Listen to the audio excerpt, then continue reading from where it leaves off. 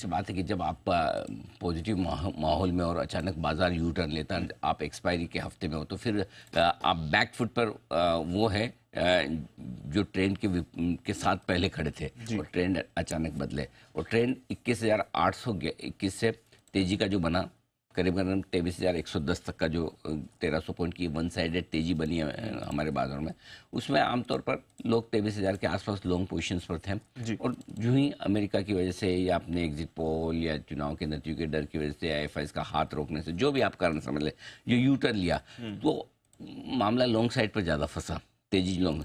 लेकिन अच्छी बात क्या हुई? अच्छी बात ये कि जैसे जैसे आप एक्सपायरी के नज़दीक पहुंचते हैं, प्रेशर बढ़ता है बिकवाली का, बिल्कुल लॉन्ग पोजीशन छोड़ने का, खरीदारी का अभाव है, बेचना जिसको वो बेचना ही है, एफआईज बेच रहे हैं, उसके साथ साथ जो लॉन्ग ट्रेडर्स हैं उन्हें भी बेचना है।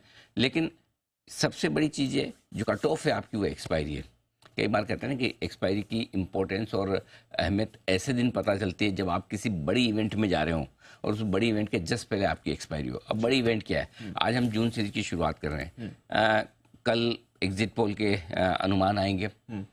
3 जून सोमवार को बाजार एग्जिट पोल पर थोड़ा अपना रिएक्शन देने की कोशिश करेगा और 4 जून को नतीजा आने वाला। फर्ज करें यही एग्जिट पोल के मतलब ये एक्सपायरी जो कल हुई है ये अगले गुरुवार को, राइट, एग्जैक्टली, तो पोजीशंस आपकी कम नहीं होगी। सो आई थिंक बढ़िया बात ये होती है कि एक्सपायरी के साथ जो पोजीशंस कम हो जाती है वायदा कारोबार की, और वायदा कारोबार की पोजीशंस का मतलब ये या तो हेज्ड पोजीशन या लीवरेज पोजीशन। हेज कौन कितना करता है आप और हम सब अच्छे से जानते हैं। सही बात। हेजिंग में इतने वॉल्यूम की जरूरत नहीं है, इतने गुना वॉल्यूम। आज भी मैं एक रिकॉर्ड देख रहा था, गिफ्ट निफ्टी में रिकॉर्ड वॉल्यूम बने हैं। तो ये रिकॉर्ड वॉल्यूम कोई हेजिंग वेजिंग के है नहीं, सब ये ट्रेडिंग के हैं। खटाखट वाला जो आजकल चल रहा है इलेक्शन में, फटाफट और खटाखट वही सारा काम करो निकल। हाँ ना, आप लगता है आप देखते शाम को क्या करते हो आप? देखते हैं जनरल चैनल नहीं देखते? कभी कभी देखा करो, खटाखट फटाफट बहुत सारा चल रहा है। हाँ, इलेक्शन के टाइम पे बहुत इंटरेस्टिंग चीजें आती है। मैं बाकी नहीं देखता, इलेक्शन के टाइम पे थोड़ा देख लेता हूँ, मजा आता है थोड़ा, है ना। सो ये सब खटाखट वाले वॉल्यूम है जो आपको होते हुए दिख रहे हैं। सो आई थिंक बढ़िया चीज ये है कि जैसे कल आपने देखा मंथली एक्सपायरी के बाद बैंक निफ्टी कितना गजब का आउट परफॉर्म किया। पॉइंट समझ जाइए कि 180 पॉइंट बढ़ा है, किस माहौल में बढ़ा है। यस, एग्जैक्टली, वो सोचिए। एग्जैक्टली। सिमिलरली आज निफ्टी हल्का हो गया, कल एक्सपायरी हो गई। सो बढ़िया बात यह है कि जो खराब होना था वो तो होके ही रहेगा, लेकिन खराब होने के चीजों पे ब्रेक लगने के पूरे आसार है। ये एक बढ़िया बात है। बस मेरे लिए सबसे आज के लिए टेक अवे यही है कि नई सीरीज की शुरुआत जब आप कर रहे हैं तो कम से कम ये है कि पुरानी सीरीज का जो प्रेशर, दबाव, बिकवाली, मूड माहौल, नर्वसनेस थोड़ा पीछे छोड़ेंगे दीप, तो एक फ्रेश स्टार्ट हो गई इस सीरीज में। Of course, I hope so. थोड़ा समझाएं सर फिर इस सीरीज के लिए क्या? सीरीज के लिए बहुत बढ़िया और बहुत इंटरेस्टिंग डेटा मेरे पास में, और मैं कुछ चीज़ों पे आपको बताना चाहता हूँ। और ज़्यादातर चीज़ें जो मैं आपको बताऊंगा आपके चेहरे पे मुस्कुराहट आएगी। अच्छा, हाँ, क्यों? क्योंकि पिछले 10 में से 7 सीरीज जून सीरीज की अच्छी रही है, पॉजिटिव रही है। तो आमतौर पर जून का महीना अच्छा रहता है, ठीक है। और इस नेचुरली, लेकिन पिछले 10 सीरीज में से किसी एक सीरीज में जून के महीने में चुनाव के नतीजे नहीं आए। पिछली बार मई में आए थे, हालांकि जून में तेजी बनी थी, उसके बाद फॉलोअप।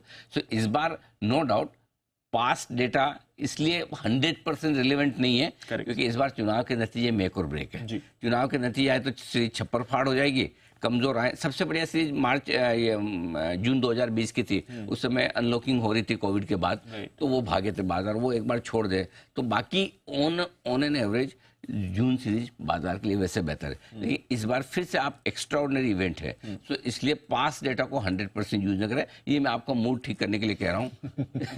सिंपल से, इसके ऊपर जाना नहीं है, क्योंकि अल्टीमेटली चुनाव के नतीजे तय करेंगे। लेकिन जिस पे जाना है वो मैं पहले बता दूं। क्या चीज सबसे पॉजिटिव है? एफआईएस की लॉन्ग पोजीशन, जिसके साथ हम इस सीरीज की शुरुआत कर रहे हैं। एफआईएस की इंडेक्स लॉन्ग पोजीशन है सिर्फ 13% पर, सिर्फ 13% थी। इससे पहले पिछले 3 आपको एफआईएस की लॉन्ग पोजीशन बता रहा हूँ।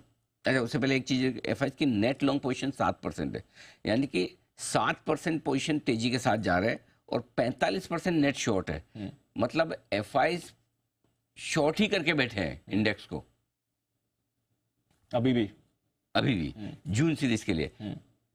रीजन क्या हो सकता है? रीजन दो हो सकते हैं, या तो उनको लग रहा हो कि चुनाव के नतीजे बहुत खराब आएंगे, चलो बेच देते हैं, शॉर्ट करते हैं। दूसरा रीजन ये हो सकता है कि भाई हमारे पास तो भर भर के माल पड़ा है, इतना पैसा लगा के बैठे हैं, इतनी बड़ी इवेंट के पहले क्या हमें थोड़ा बहुत हेज नहीं करना चाहिए, तो शॉर्ट करते हैं। कारण दूसरा वाला ज़्यादा सही है, क्योंकि जब आप बड़े अच्छी खासी पोजीशन पे होते हैं, थोड़ी बहुत पोजीशन शॉर्ट साइड पे हेज फंड्स की हो सकती है, उनके अपने तरीके होंगे सामने कहीं कहीं लॉन्ग करने के, बट इसलिए, लेकिन हम नेट जाएंगे, हमारे लिए आंकड़ा क्या इंपॉर्टेंट है? 13% इंडेक्स लॉन्ग पोजीशन का। अब 13% इंडेक्स लॉन्ग पोजीशन में होता क्या है, जब एफआई इतनी कम पोजीशन पर सीरीज की शुरुआत करते हैं तो सीरीज जोरदार रहती है। करेक्ट। पिछले और इस बार हुआ क्या है, ये भी मैं आपको समझाऊं कैसे। 2023 में 3 बार ऐसा हुआ है जब एफआई की इंडेक्स लॉन्ग पोजीशन 20% से नीचे रही है। Yes sir. ठीक है। पहला था मार्च के महीने में 19% थी, हालांकि मार्च के सीरीज में 430 पॉइंट घटा था निफ्टी, वो बढ़ा नहीं था लॉन्ग पोजीशन कम होने का। लेकिन 13% से कम जो 2 बार रही, अप्रैल 9%, 850 पॉइंट निफ्टी भागा। नवंबर 11%, 1275 पॉइंट निफ्टी भागा। एक चीज पक्की है दीप जी, बाकी सब छोड़ दो। इस डेटा के दम पे ये तो आप कहेंगे कि जब भी एफआई की index long position lowest level पे हो, मूव तो बड़ा आता है, और इस मूव के बड़े आने के में चांसेस तेजी की तरफ के आपके ज्यादा है। रूम ही नहीं बचा ना बेचने का ज्यादा। आप बेचोगे, जो होगा तो बेचोगे ना। मैं इसलिए आपको याद होगा जब नवंबर के वक्त में हम यही बात हो, सब लोग मंदी में, और भाई है ही नहीं तो क्या बेचोगे? और कल एक दिन में इतना 50% से सीधा 13% पे आ गए, क्योंकि आपकी खत्म हो गए ना, लॉन्ग्स खत्म हो गए, जो आपके मई महीने के लॉन्ग्स खत्म हो गए। जून के जो रोल ओवर किए, ये भी मैं आपको ये बताने वाला, शॉर्ट साइड पे ज्यादा है। रोल ओवर्स बढ़ के आए हैं, 65% से 72% के आसपास रोल ओवर पहुंचे। तो किसी को लगा अरे इतने रोल ओवर, लेकिन रोल ओवर सारे शॉर्ट साइड पे ज्यादा हुए हैं, और वो भी एफआई के। चुनावी नतीजों के पहले निफ्टी पर एफआई की लॉन्ग पोजीशन बहुत हल्की है, इनफैक्ट मार्केट की भी हल्की है, और वो एक अच्छा संकेत है। तो अगर हल्की पोजीशन है, बहुत बढ़िया है।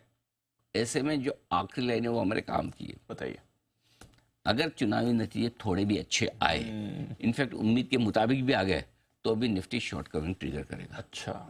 क्योंकि मैं अब यकीन मानिए, मैं 2-3 दिन से इस आंकड़े पे नजर बना के बैठा, मैंने कहा देखता हूँ इस बार इंडेक्स लॉन्ग पोजीशन पे एफआई कितना जाता है सीरीज में। और मेरा कल शाम को जब डेटा आया, मेरी तबीयत प्रसन्न होगी देख के। 13% देखा, सिर्फ 13%, वेरी गुड।